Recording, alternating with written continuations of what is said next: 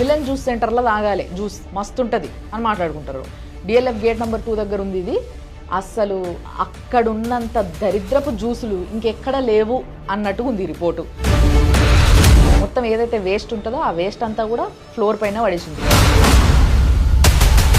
అంతే కదా, ఆరోగ్యమైనవి మంచిగా నీట్గా కడిగిందే మళ్ళా కడిగి ఇంట్లో పెడుతుంటే ఓవు. కానీ వాడు మాత్రం గిన్ని పాలు పోసి 2 ఐస్ ముక్కలు వేసేసి ఇంత చక్కెర పడేసి ఏవి తిప్పిచ్చినా కూడా తాగేస్తుంది.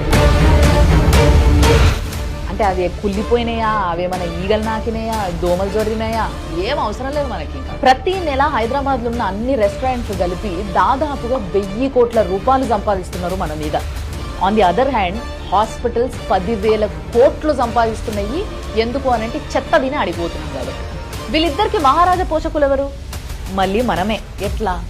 ఎందుకంటే ఒక ఇన్ఫ్లుయెన్సర్ ఒక వీడియో చేసి పెడతారు, ఈడ బాగుంది, యాంబియన్స్ బాగుంది, ఫుడ్ బాగుంది, చాలా టేస్టీగా ఉంది, యమ్మీ ఉంది అనగానే మొత్తం పెద్ద పెద్ద లైన్లు కడుతున్నారు రెస్టారెంట్ల బయట. ఇవే లైన్లు కొన్ని రోజుల తర్వాత హాస్పిటల్ బయట ఉంటున్నాయి. మరి ఇప్పుడు ఈ journey from hotel to hospital ఇంకో రీజన్ ఏంటిది అని అంటే లాభాలు ఎక్కువ రావాలి అని చెప్పేసి చీప్ మెటీరియల్ వాడడం. దీనికి ఓ లేబులింగ్ ఉండదు, ఎక్స్పైరీ డేట్ ఉండదు, ప్యాకింగ్ సరిగ్గా ఉండదు, ఏముండదు. వీటిని తీసుకొచ్చి వాడేస్తుంటారు.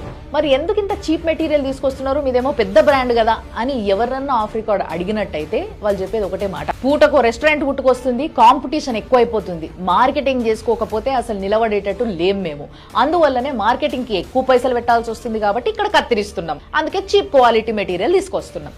ఇది వాళ్ళు చెప్తున్నది. ప్రతి ఇంట్లో అన్నం పెట్టే బాధ్యత అమ్మది. ఆ అమ్మ